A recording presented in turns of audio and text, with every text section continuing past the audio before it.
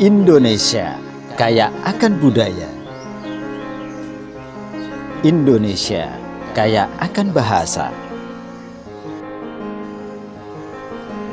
Begitu pula negara lain yang ada di dunia pasti punya kekayaan budaya dan bahasa.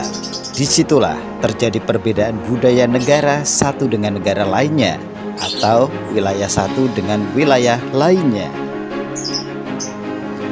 Akankah kita sebagai makhluk sosial mampu menghadapi perbedaan budaya dan bahasa, atau malah sebaliknya, mengalami culture shock atau gegar budaya?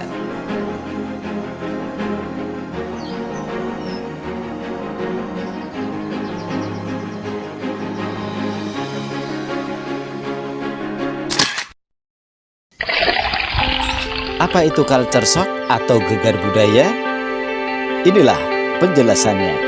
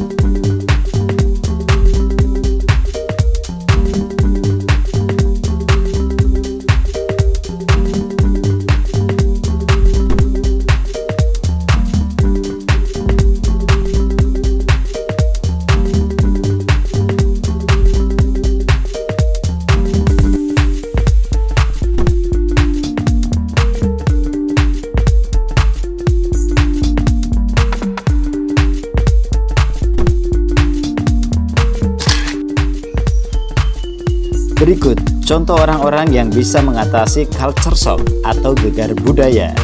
Beliau adalah pahlawan devisa dari Indonesia yang saat ini berada di Taiwan dan Hong Kong.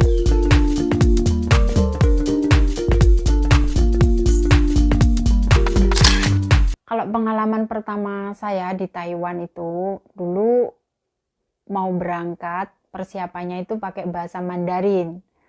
Nyampe di Taiwannya, job saya itu pakai bahasa Hokkien.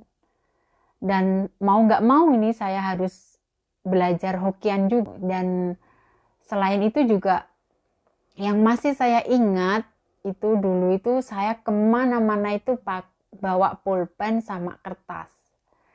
Jadi kalau nggak ngerti langsung saya catat, nggak ngerti gitu saya catat ini bahasa Mandarinnya apa, bahasa Mandarinnya apa.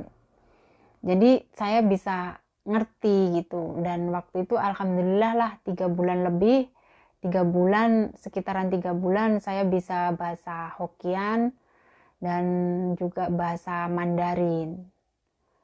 Terus soal kebiasaan kayak kebiasaan kerja atau apa gitu, saya lebih suka itu menjadwal gitu. Karena kan orang sini maunya itu cepat terus. Maunya apa-apa itu cepat. Dari jalan aja itu kita harus cepat. Apalagi dari kerja. Kerja itu pokoknya mintanya itu cepat. Apa-apa mintanya cepat gitu. Tapi ya alhamdulillah lah bisa menyesuaikan. Soal makanan juga di sini hambar. Di tempat kita di Indonesia itu kan lebih banyak bumbu macem-macem gitu. Lebih enak lah rasanya gitu. Tapi ya lama-kelamaan dari kita di sini itu ya bisa menikmati juga. Yang rasanya hambar ya jadi enak gitu. Mungkin itu ya yang pengalaman pertama saya di sini. Dan sekarang juga alhamdulillah lah untuk di Taiwan juga bisa. Di Indonesia juga saya nggak lupa gitu. Dan itu aja pengalaman saya. Terima kasih. Nama saya Holifah. Ini antar jemput anak sekolah, ya. Tuh, anak aku pertama kali masuk Hong Kong, ya bahasa belum bisa, tapi kan lama-lama bisa karena memang kita dituntut harus ngerti bahasa gitu. Yang pertama kan, jadi pelan-pelan 1 tahun 2 tahun ya masih, ya 1 bulan 2 bulan masih belum bisa sih, tapi setelah udah beberapa tahun ya udah bisa. Yang terutama di bahasa di Hong Kong itu kalau jaga anak itu bahasanya bahasa Inggris harus bisa, terus Kantonis ya. Kalau Kantonis itu biasanya jaga orang tua itu harus bisa bahasa Kantonis gitu. Ini antar jemput anak sekolah ini.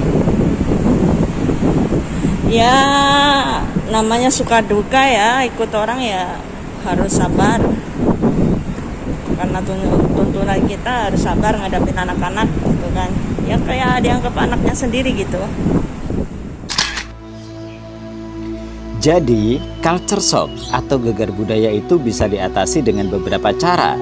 Bisa dengan belajar terus, jangan takut salah, kemana-mana bawa buku dan pulpen untuk nyatet yang belum kita ketahui, untuk belajar lagi.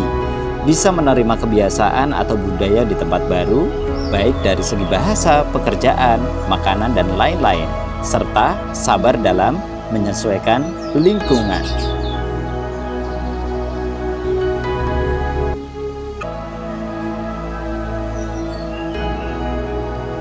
Dan jika Anda tidak bisa menyesuaikan diri dengan lingkungan baru Anda selama 2 tahun atau lebih, Anda termasuk mengalami culture shock atau gegar budaya.